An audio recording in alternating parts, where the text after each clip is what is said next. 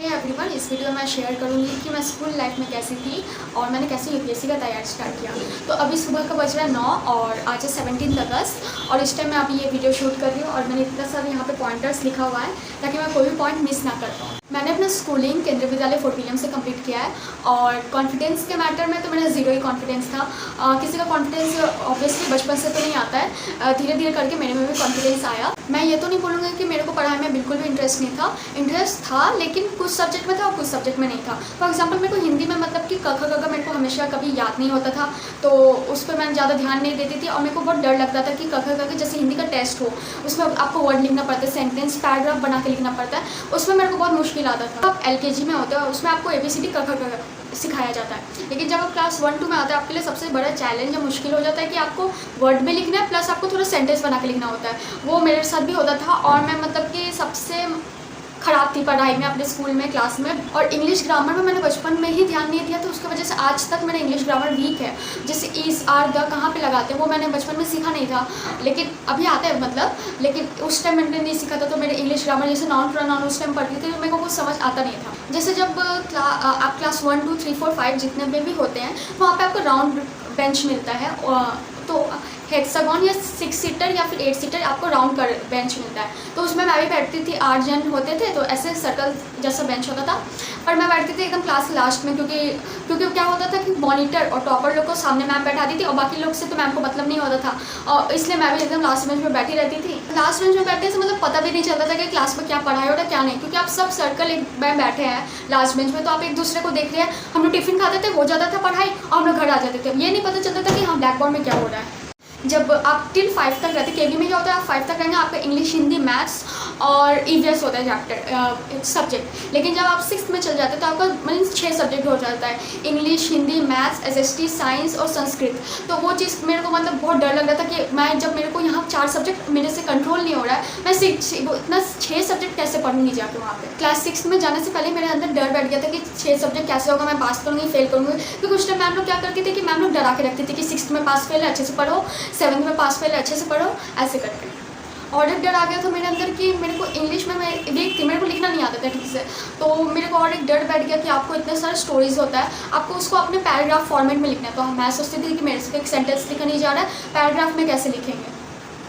और seating arrangement जो उस टाइम तक सिस्टम चेंज हो जाता है, इस क्लास 6 में आप सिर्फ 2 जन बैठ सकते हैं। तो हम लोग के टाइम में होता था कि रोल नंबर वाइज होता था, जैसे ऑड इवन रोल नंबर हो गया, इवन जैसे 2 और 4 एक साथ बैठेगा, 6 और 8 एक साथ बैठेगा, या फिर 3 और 5 एक साथ बैठेंगे। हम लोग का भी ऐसे ही होता था और हर एक दिन रोटेशन होता था बेंच का।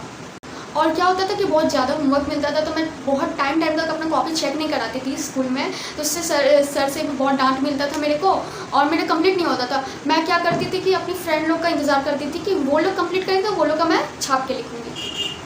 7th में जब गई मैं क्लास 7th में, तो हम लोग का ऐसे ग्रुपिंग सिस्टम हो गया था कि मैं और हम लोग 4 जन के ग्रुप थे, तो मैं बैठती थी और मेरे साथ वो मेरे पार्टनर और सामने में 2 जन। तो उसमें मतलब क्या होता था, मैं ऐसे ग्रुप में आके फंस गई थी कि सब टॉपर है, सब 2-3 ट्यूशन ले रहे थे, क्लास 7th का बात कर रहे हैं, ट्यूशन ले रहे, और मैं मतलब ट्यूशन भी नहीं लेती थी, मतलब सबसे वीक मैं ही थी उस ग्रुप में। वो लोग क्या करती थी ना, मैं मतलब इतना मैथ्स में मैं कमज़ोर थी, मैं मैथ्स में कॉपी करके लिखती थी, सबका आंसर हो गया, मैं इंतज़ार करती थी वो लोग लिख के लाएगी, मैं कॉपी करके लिखूँगी। टिफिन टाइम बैठ के मैं सिर्फ कॉपी करती थी। पता नहीं मेरे को मैथ्स समझ आता नहीं था बचपन से और धीरे धीरे मेरा मैथ्स का डर भी बढ़ता गया, लेकिन धीरे धीरे मेरे को ना SST में इंटरेस्ट आने लग गया। क्लास 7th में मेरे को 40 आउट ऑफ 40 मिला था SST में, जब सबको शौक होगा कि ये मतलब जो जिसका 2-3 ट्यूशन लेके भी नहीं आया था और मेरा 40 में 40 आ गया था ऐसे ही। तो जो मैम सोल्यूशन और क्वेश्चन आंसर मैम लिखाती वही मैं पढ़ के गई थी, तो मेरा उससे 40 आउट ऑफ 40 आ गया था। क्लास 8 तक आपका CCA चलता है, जैसे कोई भी को करिकुलम एक्टिविटी जो भी होता है उसके बेसिस पे आपके मार्क्स, उसमें आपका मार्क्स ऐड होता है तो उससे आपका पास फेल होता है। तो वो मेरे को नहीं पता था, मैम लोग तो डराती रहती थी और मैं मतलब कि सबका मैं बात पे ज़्यादा ट्रस्ट कर लेती थी, तो यही सोचती थी कि 8 में भी पास फेल है तो ठीक से पढ़ना पड़ेगा।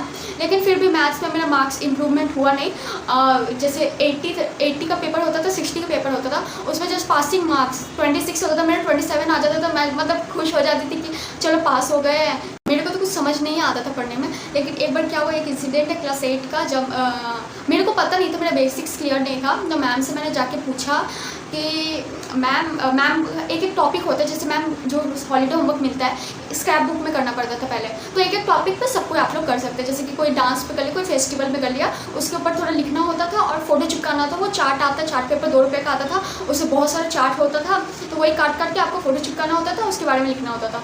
तो मैंने चॉइस किया था ऐसे माउंटेन्स का। तो मैम से मैंने जाके पूछा कि मैम सिर्फ हिमालयस का, मैम मेरे को बोली हिमालयस का करना है। तो मैंने बोला कि मैम सिर्फ हिमालयस का करेंगे, उससे माउंट एवरेस्ट नहीं करेंगे। तो उसमें मैम ने मेरे को मतलब मेरे क्लास में मजाक बन गया था कि मेरे को वो भी नहीं पता था कि हाँ हिमालयस माउंटेन रेंज के अंदर माउंट एवरेस्ट आता है। तो वो मेरे को मतलब सब हंस रहे थे मेरे ऊपर, ये भी मेरा मजाक बन गया था क्लास में।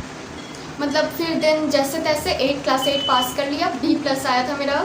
तो उसके बाद 9th में गए, तो 9th में मतलब थोड़ा डर बैठ गया था कि हाँ अब असली वाला पास फेल होगा। बाकी टाइम तो मैम लोग डराती थी, अब असली वाला पास फेल है।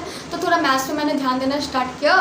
फिर और साइंस में, इतना साइंस उस टाइम हार्ड हो गया था कि मेरे को समझ नहीं आता था। क्लास 9th में PT का पीरियोडिक टेस्ट होता है हम लोग का, उसमें मेरे को ना मतलब 80 में 10 आया था साइंस में। और पेरेंट्स टीचर मीटिंग में गई मम्मी जाके मेरा पेपर देख रही है। हम मम्मी को पहले ही बता दिया था कि मम्मी मेरा 10 आया है, क्योंकि उस टाइम ना शायद दिवाली था। तो दिवाली के टाइम पे हम लोग मतलब घर का साफ़ सफाई कर रहे थे, तो उस वजह से मेरा मार्क्स कम आया। वो मतलब साफ़ सफाई करना बहाना था, असली मकसद तो मेरे को पढ़ना नहीं था, इसलिए मेरा ख़राब मार्क्स आया। मतलब थोड़ी मैं सीरियस होती गई पढ़ाई में। मैं तो क्योंकि मैं नहीं चाहती थी कि मैं फेल हो जाऊँ, मेरा 1 साल का फीस वेस्ट हो जाए पेरेंट्स को देने में। फिर से कॉपी बनाओ, फिर से वही चीज़ पढ़ो, और आप जो चीज़ दोबारा पढ़ के आपका मतलब मीन्स बोरिंग और लगने लगता है। इसलिए मैं नहीं चाहती थी कि फेल हो। और in the matter of friendship, मेरे क्लास में मतलब लड़की लोग, मैं सजाती थी सबके पास दोस्ती करने, मेरे से कोई दोस्ती करने नहीं आता था। तो फिर मैं क्या करने लगी, 9th में अकेले ही बैठना स्टार्ट कर दिया। लास्ट बेंच पे वहीं पे बैठते थे। कभी कभी कोई आती थी तो ग्रुप हम ऐसे बैठ के बात करते थे। और एक बार क्या होता कि हम लोग टिफ़िन खा रहे थे, ड्राइंग क्लास का सर आगे बैठ के ड्राइंग करवा रहे हैं, हम लोग मतलब बैठ के टिफ़िन खा रहे थे। तो सर क्या किए देख लिए और हम लोग का नाम प्रिंसिपल रूम में दे दिए। प्रिंसिपल रूम में जाके फिर हम लोग प्रिंसिपल रूम गए, सर थोड़ा बहुत डांटे, उसके बाद हम लोग क्लास आ गए थे। जैसे मैम लोग 9th में ही डराने लगती है कि 10th में बोर्ड है, अच्छे से पढ़ो, 10th का मार्क्स मैटर करता है। हम लोग का क्या था, 10th का बोर्ड अलग था, 9th और 10th का मिला के सब्जेक्ट नहीं आता है KP में। तो वही वैसे ही था। तो हम लोग मतलब 9th में था कि मैं सोची थी कि 9th 11th ऐसे ही जस्ट पास का पढ़ लेंगे कि जस्ट पासिंग मार्क्स आ जाए, और 10th 12 में बहुत अच्छे से पढ़ेंगे। तो 9th में यही चलता था कि पूरा दिन मतलब घूम रहे, वॉशरूम का बहाना लेके जाके कैंटीन में समोसे खा रहे हैं, या फिर कभी कभी होता था कि क्लास का सेकेंड हाफ पूरा बंक कर देते थे और नीचे जाके प्लेग्राउंड में जैसे दूसरी क्लास का गेम्स होता था उनके साथ मैच खेलते थे हम लोग। बास्केटबॉल हो गया या फिर खो खो हो गया, कभी कभी खेलते थे, या फिर बैठे रहते थे जाके ग्राउंड में, लेकिन क्लास अटेंड नहीं करते थे। क्लास 9th में मेरे टीचर ने, सर ने एक बात बोला था कि मतलब ज़िंदगी भर बेवकूफ़ होने से अच्छा है कि अभी के लिए बेवकूफ़ बन जाओ। तो वही मतलब मेरे दिमाग में हमेशा ये बात रह गया। तो वही मैं फिर दिन थोड़ा मैं सबसे क्लास में पूछना स्टार्ट की कि अगर आज नहीं पूछी तो ज़िंदगी भर के लिए बेवकूफ़ हो जाऊँगी। तो यही मतलब सोच के मैंने क्लास में थोड़ा बोलना स्टार्ट किया। नहीं तो पहले मैं बोलती नहीं थी, लास्ट बेंच में बैठी रहती थी और बस टिफ़िन खाया, थोड़ा लिखा जो सर बोर्ड में लिखा है, घर आ गए, वैसा था। तो फिर मैंने क्लास में इंटरेक्शन करना स्टार्ट किया।